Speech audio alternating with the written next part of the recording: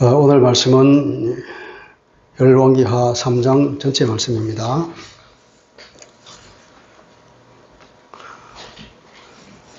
우리는 참 태생적으로 교만하지요. 모든 인간은 다 굉장히 교만합니다. 왜냐하면 어떤 일이 우리에게 발생하더라도 우리가 하나님께 묻지 않기 때문에 그렇습니다. 내 경험과 생각에 따라서 일을 처리하죠.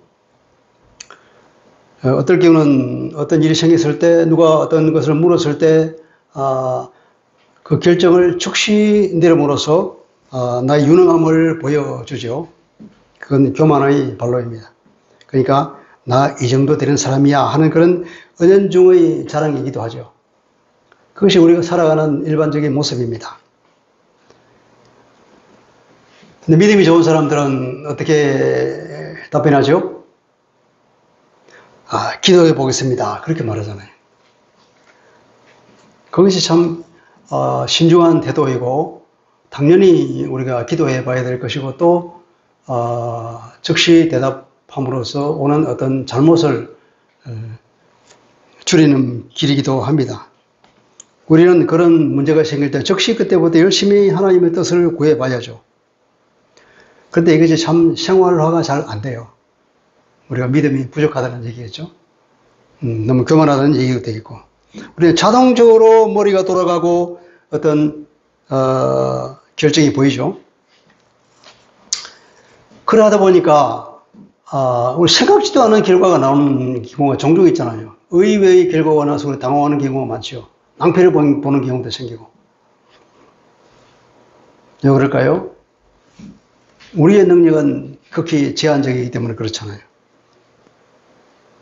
인생이라는 것은 참 쉬운 것이 없습니다. 쉬운 것 같지만 그래서 우리가 하나님 앞에 정직해야 돼요. 내가 어떠한 존재인지, 내가 얼마나 제한적인 능력을, 자원을 가지고 있는지를 우리가 하나님 앞에 정직하게 서야 돼요. 그리고 겸손하게 주님의 능력에 의지해야 하는 것이 이게 지혜로운 태도죠. 그러니까 지혜는 하나님의 말씀에 지혜가 있다고 그러잖아요. 지혜의 근본이 하나님의 말씀이라고. 이렇게 사는 사람과 자기 능력에 의지하는 사람, 그 두 가지 부류가 세상에 있죠. 내 능력으로 사는 인간과 하나님의 능력에 의지해서 사는 인간들. 예수 믿는 사람과 그렇지 못한 사람. 예수를 믿더라도 자기 능력에 의지하는 사람과 하나님께 늘 기도하며 사는 사람. 이게 참 그 결과는 크게 차이가 있습니다. 오늘은 역사에서 배우는 시간입니다. 오늘 읽은 본문의 말씀은 전쟁 이야기죠. 이 역사의 배경은 1절에 나와 있죠. 그죠? 1절에 유다 여호사밧 왕 18년째에 아합의 아들 여호람이 사마리아에서 이스라엘 왕이 되어서 12년 동안 다스렸다 그럽니다. 아합이 죽고 난 뒤에 아하시야가 왕이 되었습니다. 근데 이 왕은 2년 만에 죽었죠. 그러니까 왕이 되고 다음 해에 죽은 거죠. 자식이 없어 죽어서 이 아하시야의 동생인 여호람이, 그러니까 아합의 둘째 아들인지 어쨌든 다른 아들이 왕이 된 거예요. 이것이 역사적 배우. 그러니까 아합이 죽은 지 얼마 지나지 않은 그때입니다. 그러니까 여호람 시대니까 그때로부터 여호람이 12년간 통치했으니까 그 어느 시기이겠죠. 여호람이 어떤 사람인가에 대해서 하나님이 그를 평가를 한 얘기 있습니다. 그 평가가 뭐냐면 2절에 보니 그가 여호와 보시기에 악을 행하였다. 전체적인 평가는 뭐냐면 여호와 보시기에 악을 행하였다. 다른 여러 왕들과 별반 차이 없이 악을 행하였다는 거죠. 그런데 그의 부모와 같이 하지는 아니하였으니 그는 그가 그 아버지가 만든 바알의 주상을 없이 하였습니다. 그러나 그는 그 부모처럼 그렇게 악하지는 않았다. 그 부모가 얼마나 악한 사람이었습니까? 아합과 이세벨은 유명하잖아요. 이스라엘의 우상을 극심하게 섬기게 한 장본인이잖아요.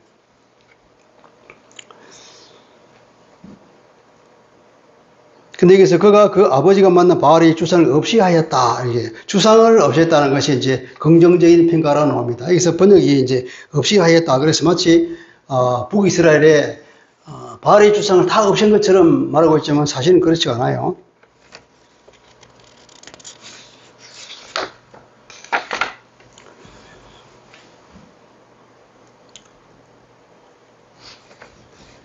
어쨌든 이 여호람이 굉장히 이제 호기를 부리는 사람인 것을 알 수가 있습니다.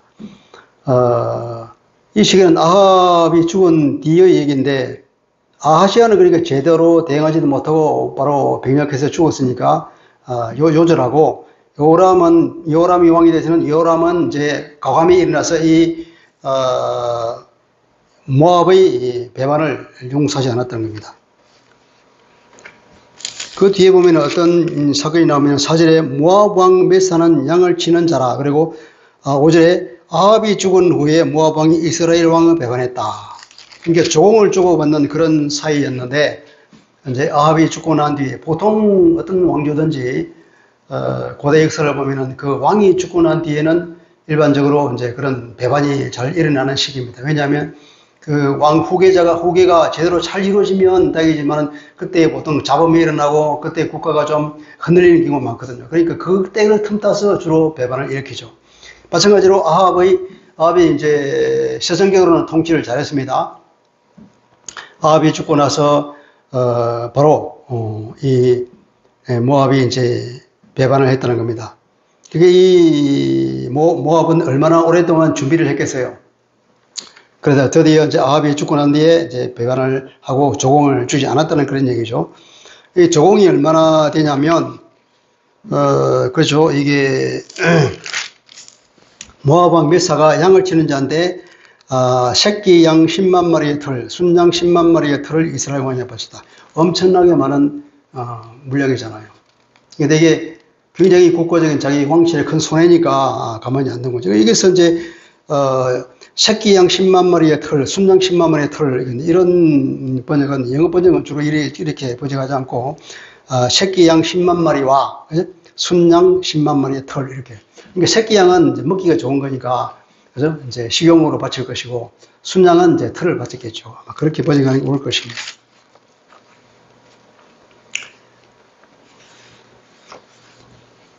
여호람이 보면은 그냥 바로 침공한 것처럼 보이지만 나름대로 준비를 한 것 같아요. 말하자면 여호사밧에게 좋은 이미지를 연출한 걸 우리가 볼 수 있습니다. 여호와 보시기에 악을 행하여서나 그 부모와 같이 하지 아니하여서는, 왜냐하면 아버지가 만든 바알의 주상을 그 왕실에서 옮겼다 이 말이에요. 옮겼다. 이게 없이 하였다 하는 거 그렇게 번역을 했는데, 이게 문자적으로는 그 단어가 떠나게 했다는 거예요. 떠나게 했다. 떠나게 했다니까 옮겼다는 것이잖아요. 그 자기 북이스라엘 전체에 걸쳐서, 그 주상들을 다 없이 한 것처럼 우리가 이야기했지만 그런 의미가 아니라, 옮겼다. 떠나게 했다. 그러니까 왕실에서 떠나게 했다. 그러니까 왕실에서 옮겼다. 왕실에서는 옮겼지만 북이스라엘 전체적으로는, 그 바알 신은 결코 바알 신앙, 그대로 청구를 했다는 것이죠. 그 옮긴 것이 불과한데, 사실은 이 여호사밧이 어떤 경험이 있냐면, 옛날에 아합 왕 때에 아합 왕이 여호사밧 왕을 초청을 해서 왜 아람을 치러 갈 때 같이 가자 그랬잖아요. 그 이유가, 여호사밧과 아합은 사돈지간이 이제 그래요. 여호사밧의 아들의 여호람이 있는데, 이 여호람과 아합 왕의 딸, 이세벨의 딸이죠. 아달리아를 결혼시켰단 말이죠. 그러니까 사돈이 되니까 여호사밧이 아마 북이스라엘과 이렇게 결혼 관계를 통해서, 외교전은 잘했는지 모르지만 그것을 통해서 북이스라엘에 있는 이 바알 숭배 사상이 유다로 내려오는 결정적인 역할을 한 거죠. 굉장히 실수한 겁니다. 그리고 여호사밧은 거기에 전쟁을 나갔다가 거의 죽을 뻔했잖아요. 겨우 살아서 돌아왔는데 오자마자 선지자가 와서 왜 말이야 하나님을 미워하는 그 사람을 도와서 그렇게 했느냐고 책망을 받습니다. 그래서 아마 여호사밧이 이때 정신을 차린 것 같아요. 우리 열왕기 상 22장 48절 49절에 보면 이런 얘기가 있습니다. 그 이후로 이제 여호사밧이 정신을 차려서 아시아와 더 이상 교류하지 않습니다. 아시아가 옷을 함께 무역을 하자고 했는데 더 이상 하지 않았다고 하는 그런 기사가 있는 걸 보면, 이제 여호사밧이 이제 북쪽 이스라엘과는 이제 관계를 끊은 것 같습니다. 그래서 이 북이스라엘 여호람 왕은 이러한 여호사밧의 마음을 알고 그걸 아마 달래려고 자기 왕실에서 그 주상을 치우지 않았나 싶기도 해요. 혹은 뭐 자기 아버지 왕도 죽고 자기 형도 죽고 하는 걸 보면 그 두려움 때문에 그 왕실에서 그걸 치웠는지 모르지만 어쨌든 이러한 것은 종교 계획이라기보다는 어떤 형식에 불과한 행동이었습니다. 3절에 보면 또 그에 대한 평가가 있는데 그러나 그가 느바스의 아들 여로보암이 이스라엘에게 범하게 한 그 죄를 따라 행하고 떠나지 아니하였더라. 그렇잖아요. 여기서 떠나지 아니하였더라 그랬죠. 그죠?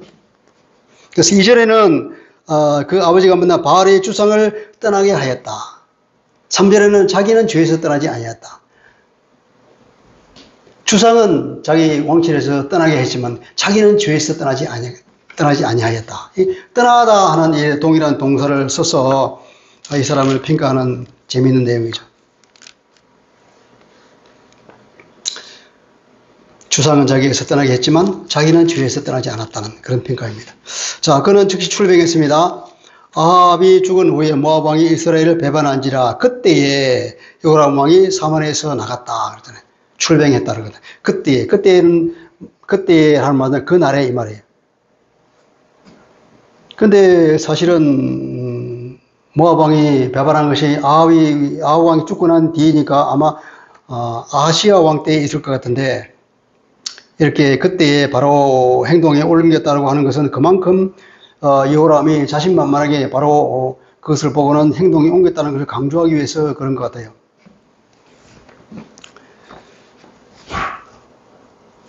그러니까 여호람이 그 적극적인 출병을 강조하죠. 그러니까 최대한 빨리 결심을 한 것을 나타냅니다. 이 여호람은 얼마나 자신만만합니까? 아주 쉽게 결정해 버립니다. 쉽게 결정한다는 건 뭡니까? 나 이 정도 되는 왕이야 하는 이제 대외적인 자랑이죠. 자신감의 발로이죠. 이게 하나님 앞에 교만함을 드러내는 행동입니다. 우리는 범사에 주님께 기도하고 응답받고 그렇게 결정해야 될 줄 믿습니다. 특히 이 전쟁과 같은 경우는 더욱 그러잖아요. 성경에 보면은 전쟁은 하나님께 속한 것이라 그런 말이 여러 번 나오거든요. 그래서 하나님께서는 북이스라엘을 전쟁은 내게 속아 있으니 전쟁을 위해서 준비하지 마라 그러잖아요. 항상 하나님의 말씀에 따라서 통치하라고. 하나님의 대리 통치자가 이스라엘 왕이죠. 그런데 이 왕이 하나님 앞에 기도하지 않았다는 거예요. 자신만만하게 자기가 스스로 결정하고 그것도 빨리 결정을 내려서 자기 교만함을 자기 능력을 과시하는 것을 보게 됩니다. 그리고 또 하나 그런데 연합군을 결성합니다. 여호사밧에게 공동 출정을 요청하죠. 또 가서 유다 왕 여호사밧에게 사실을 보내 이르되 모압 왕이 나를 배반하였습니다. 나와 함께 모압을 치시지 않겠습니까? 이렇게 제안을 하죠. 그런데 여호사밧도 적극적인 응답을 합니다. 그죠? 그가 이르되 내가 올라가리이다. 나는 당신과 같고 내 백성은 당신의 백성 같고 내 말들도 당신의 말들과 같습니다. 적극적으로 여호사밧도 이 경솔한 모습을 보입니다. 왜 적극적으로 그런 승낙의 역사를 표시해 줄까요? 제일 큰 이유는 아마 이것도 거절하기 곤란한 인적 관계이기 때문에 그렇지 않을까 싶어요. 결혼으로 맺어진 그 인적 관계. 한 집안이거든요. 그러니까 참 거절하기 곤란했을 거고. 아합이 제의할 때도 똑같은 반응을 했거든요. 여호사밧이. 근데 죽을 뻔한 그 계엄과 선지의 천망에도 불구하고 또 이런 행동을 했다는 것은 참 이것이 결혼관계에 맺어진 인적 관계. 이것이 굉장히 무서운 결과를 초래하네요. 또 하나는 아마 여호람이 외견적인 종교 개혁을 했으니까 아마 여호람을 좀 좋게 보았을 것 같기도 해요. 또 하나는 또 여호사밧에게는 역대기 기록에 의하면 그 모압과 암몬 그리고 뒤에 에돔까지 합해서 연합군을 형성해서 공격해 온 적이 있잖아요. 그런 뼈아픈 그런 경험이 있으니까 이때에 이 시기력에서 모압을 꽉 눌러야 했다는 어떤 정치적 계산도 있었을 것 같아요. 그런 여러 가지들이 합리적으로 결정한 거죠. 인간적인 생각입니다. 어떻게 보면 굉장히 합리적인 좋은 결정임에도 불구하고 이런 합리적인 결정이 뭔가 부족하다 이거죠. 5% 부족한 거예요. 뭐가 부족할까요?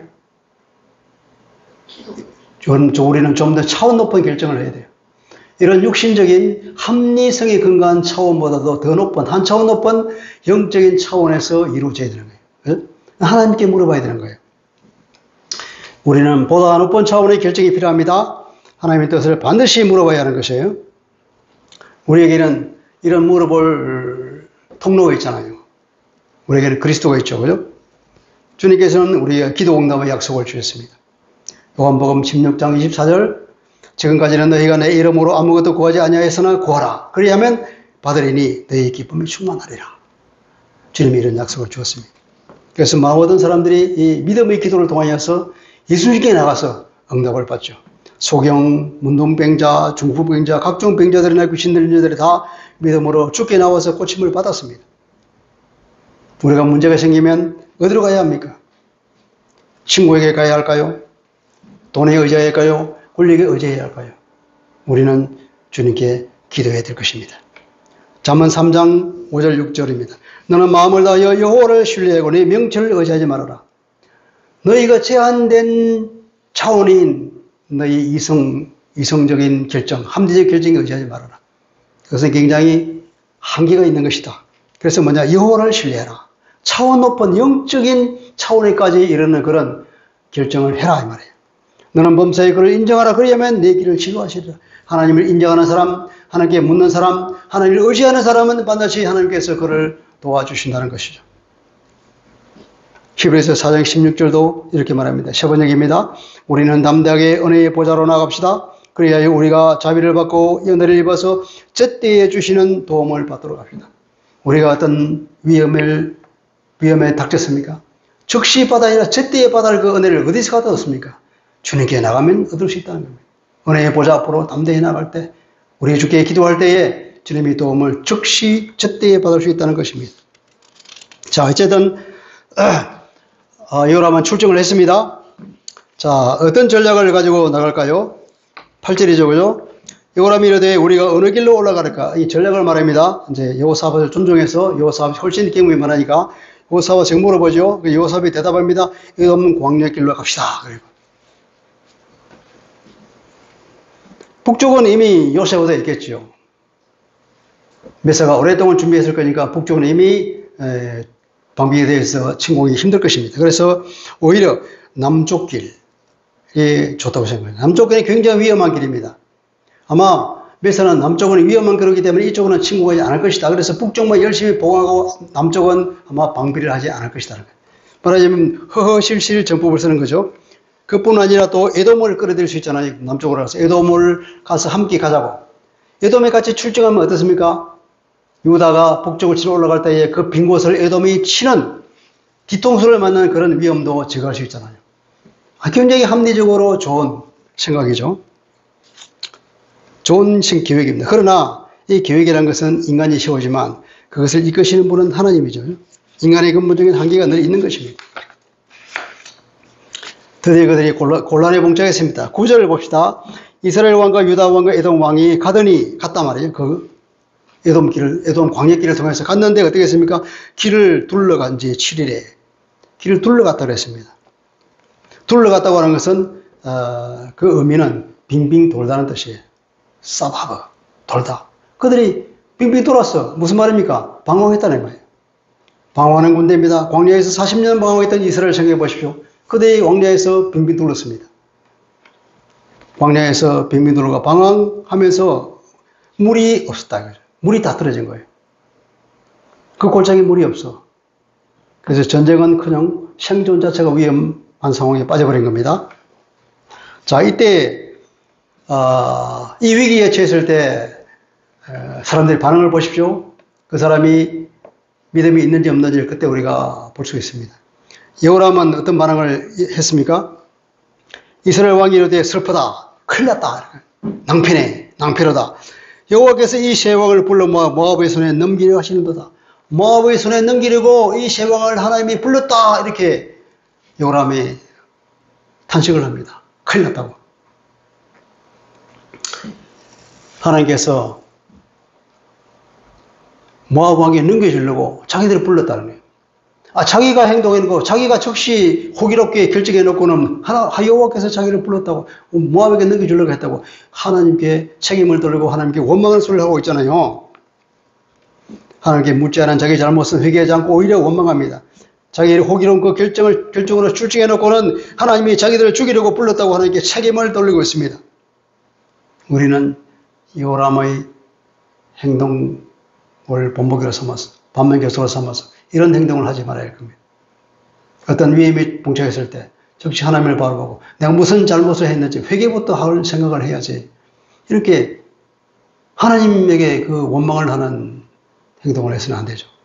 이스라엘 사람들이 40년 방황하면서 하나님을 얼마나 많이 원망했습니까? 그와 같은 불신앙의 행동을 하는 겁니다. 자, 여호사밧을 보십시오. 여호사밧이 이제 정신을 차립니다. 11절 여호사밧이 이르되 우리가 여호와께 물을 만한 여호와의 선지자가 여기 없느냐 하느니라. 여호사밧은 드디어 이제 정신을 차리고 하나님을 찾습니다.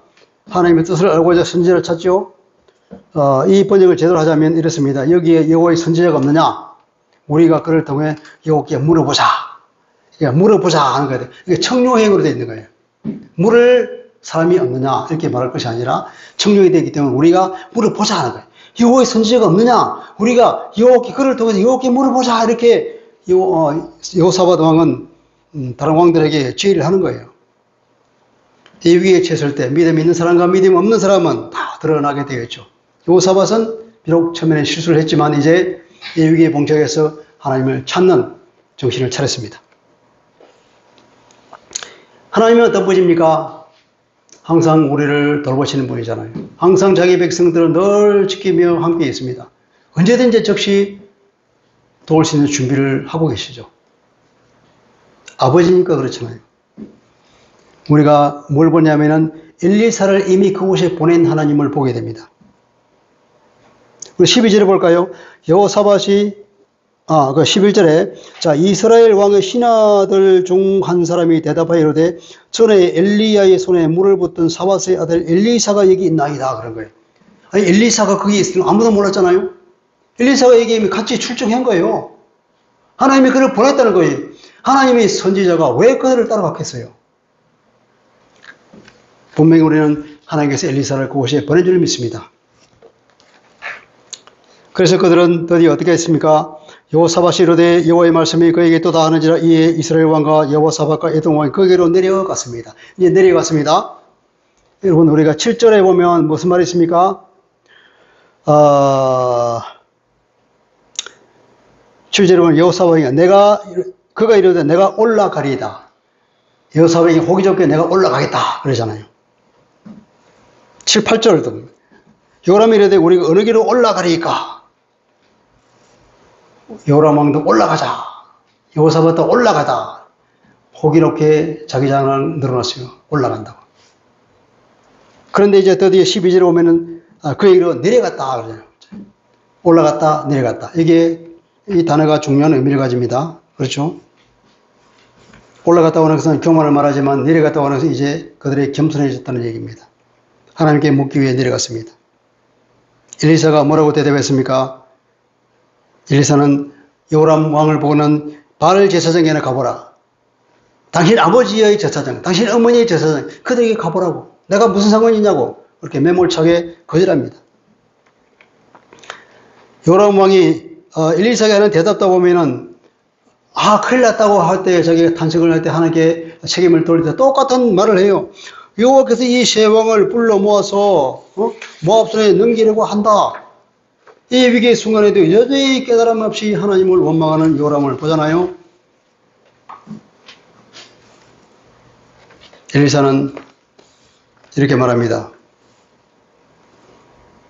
여호와의 살아계심을 두고 맹세하노니 내가 만일 유다 왕 여호사밧의 얼굴을 봄이 아니하면 그 앞에서 당신을 향하지도 아니하고 보지도 아니하였으리라.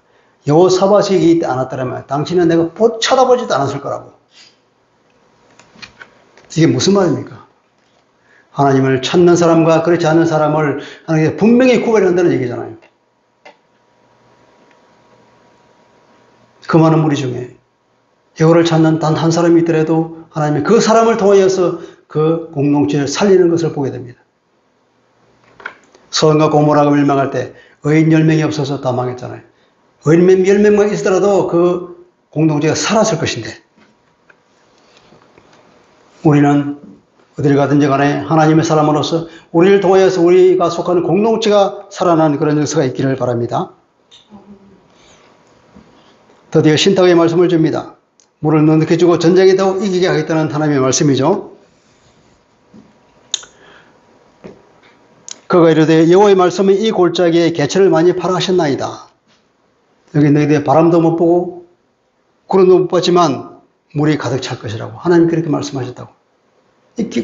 겨울을 많이 팠더니 다음날 아침이 되니까 물이 가득 찼다 그랬잖아요. 그리고 그뿐입니까? 그 물이 아침에 일찍이 동쪽에 비치는 해가 비치니까 그 아침 노을로 해서 붉게 물드니까 모압 사람들이 그걸 아침 일찍 내려다보고는 뭐라고 했습니까? 야, 저기 피가 가득하네. 자기들이 서로 찔러 죽겠다. 그러면서 대단한 착각을 하고는 노력질을 하자고 왔다가 크게 당했잖아요. 그런 일이 있습니다. 하나님이 하시는 일은 이렇게 완벽합니다. 하나님의 말씀이 성취됐죠.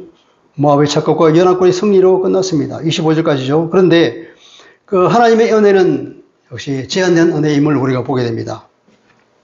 26절에 보면은 모압 왕이 필사의 탈출을 시도했지만 실패하지 합니다. 그래서 그가 어떻게 합니까? 끔찍한 행동을 저지릅니다. 27절. 우리가 다 같이 읽어봅시다. 27절. 시작. 이에 자기 왕위를 이어 왕이 될 마다들을 데려와서 성 위에서 번제를 드렸다. 그래 이스라엘에게 크게 경노함이 임했다. 그들이 떠나 각기 고국으로 돌아갔다. 이렇게 되죠. 금오스 신을 승리해서는 그 인신제사를 드리는 그런 신이잖아요. 이 금오스에게 자기 마다들, 자기 왕위를 태자를 거기다 바쳐버린 거예요. 무슨 말입니까? 이 완전히 모든 소망을 접어버렸다는 얘기 아니에요. 마지막으로 희망을 가지고 700명의 용사를 선발해서 이제 왕만 살리면 되니까 전 성려 달려서 에돔 쪽으로 뚫고 나가려 했는데 그것조차 못 되니 이제 뭡니까? 희망이 없는 거죠. 완전히 희망을 다 접어버리고 자기 태자까지도 죽여버리고 이제는 이판사판으로 이제 악에 바쳐서 움직이는 그들을 보게 됩니다. 이 행동을 본 연합군들이 어떻게 느꼈습니까? 그들에게 두려움을 임했을 것입니다. 여기서 보면은 그 말을 하나님께서 크게 경노함이 임했다. 이스라엘에게 크게 경노함이 임했다. 이 경노함이라는 것은 누구의 경노함일까요? 모압 왕 메사의 경노함입니까? 보통 이 경노라고 쓰는 그 단어는 하나님의 진노를 표시할 때 쓰는 단어예요. 그러니까 이것은 이스라엘에게 하나님의 진노가 임했다는 거예요. 하나님은 아합 왕을 벌 줄 거라고 이미 예언을 했습니다. 그런데 아합 왕이 잠깐 하나님께 회개하는 행동을 보이자 그것이 너무 기특해가지고 그래, 네 뒤에는 내가 심판을 주겠고 네 아들 뒤에 내가 심판하겠다고 심판을 잠시 늦추어 준 적이 있습니다. 왕조에 대한 그 심판은 여전히 살아있고 계속해서 그 시계 바다는 돌아가고 있는 중이에요. 여호람 왕 때에 하나님께서 그를 심판하는 겁니다. 그러니까 이 이스라엘에들은 하나님의 그 은혜는 제한적 은혜로 끝나는 것입니다. 여호사바의 얼굴을 봐서 이 정도까지 해주는 거죠. 요람의 목적도 달성하지 못했고 여호사밧의 목적도 달성하지 못했습니다. 그들은 다만 죽지 않고 전쟁에서 승리했을 뿐입니다. 하나님의 얼마나 치밀한 계산이 치밀한지 우리가 알죠. 연합군은 이 메사의 행동을 보고 두려움이면서 각기 제 땅으로 철군했다 그럽니다. 그들은 위기를 모면하고 승리도 했지만 요람도 여호사밧도 그죠? 결코 그들의 인간적인 목적은 달성하지 못했습니다. 하나님이 그들에게 적절하게 은혜를 베푸시고 그들에게 적절하게 교훈을 남기는 것을 우리가 보게 됩니다. 이 전쟁 역사를 보면서 우리는 무엇을 배워야 할까요? 위기의 때에 우리가 하나님께 기도하는가 하는 것을 우리에게 질문하고 있습니다. 이 사건에서 그들은 기도하지 않았습니다. 이처럼 중대한 일에 하나님께 묻지 않았다는 거예요. 자신의 힘을 과신했습니다. 여호람도 그랬고 여호사밧도 그랬습니다. 하나님이 없이도 내가 잘할 수 있다는 오만입니다. 그래서 그들은 공경에 빠져버렸습니다. 우리는 범사에 주님께 의지하는 자세로 살아야 할 것입니다. 인간은 지극히 연약하고 능력이 제한적이기 때문에 그렇습니다. 이런 위기의 때에 보면 그 사람이 예수 믿는 사람인지 안 믿는 사람인지 교회를 열심히 다니도 그 위기의 때에 어떻게 반응하는지를 보고 우리는 그 사람의 신앙이 깊이가 어떤지를 우리가 알 수 있죠. 우리는 위기의 때에 기도하는 사람이 됩시다. 그것이 우리 신앙의 굳건함을 보여주는 길입니다.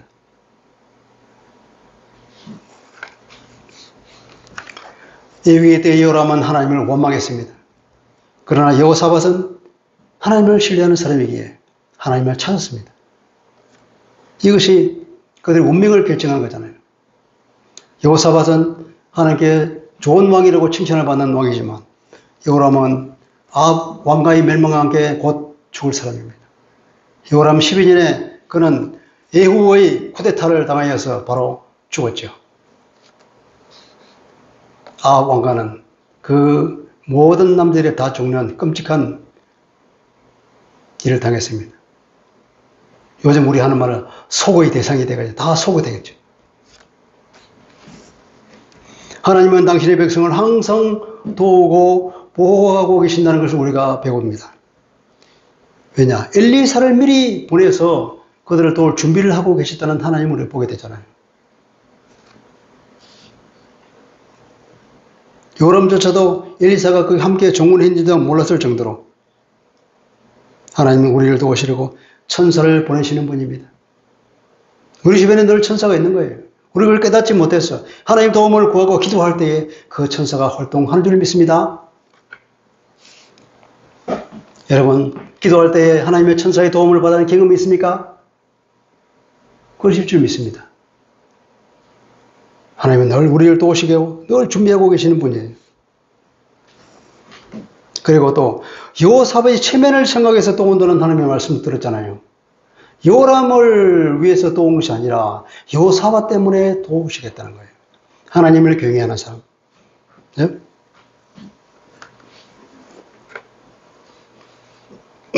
이것은 요람에게는 돌이키라는 하나님의 말씀이기도 합니다. 믿음의 한 사람이 그 공동체 전체를 살리는 거예요. 우리가 기도할 때에 내 주변 전체를 살릴 수 있다는 것을 믿으시기 바랍니다. 그리고 예수님은 우리 안에 계시죠. 우리는 예수 그리스도를 떠나서는 복이 없다는 걸 알아야 됩니다.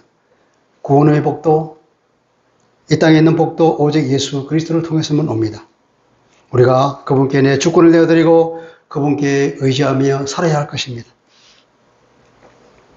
여러분, 왜 하나님을 찾지 않습니까? 늦었을 때라고 생각할지라도 그때라도 하나님을 찾으시기 바랍니다. 하나님 언제나 당신의 백성을 돌보시는 신실한 분이십니다.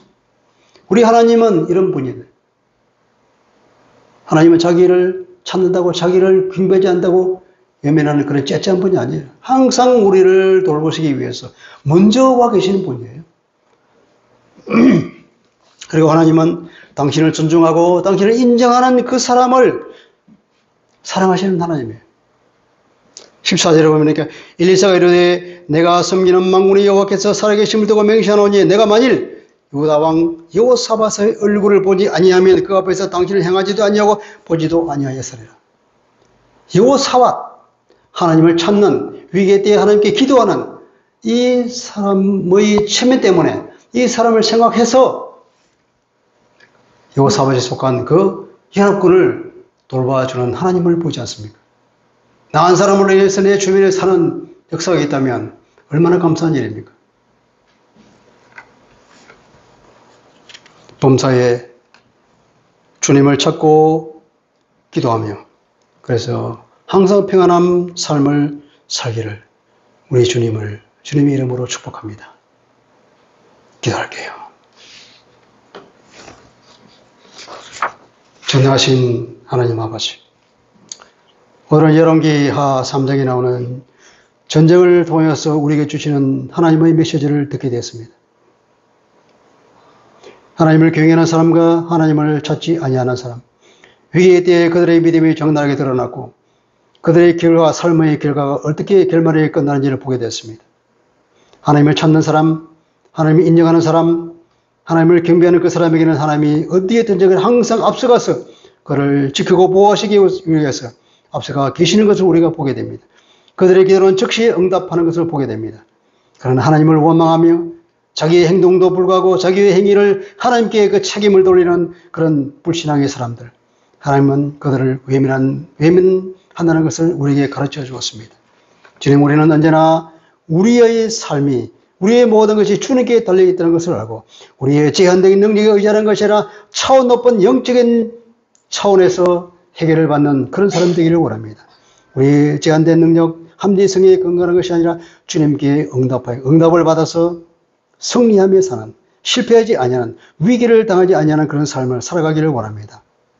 언제나 늘 기도하는 사람 되게 하여 주시옵소서. 특별히 위기의 때에 주님을 찾는 사람 되게 하여 주시옵소서. 그래야 주님을 보호를 받고 낭패를 당하지 아니하며 항상 주님 안에서 평강을 누리며 살아갈 수 있는 사람 되게 하여 주옵소서. 예수 그리스도 이름으로 감사하며 기도합니다. 아멘.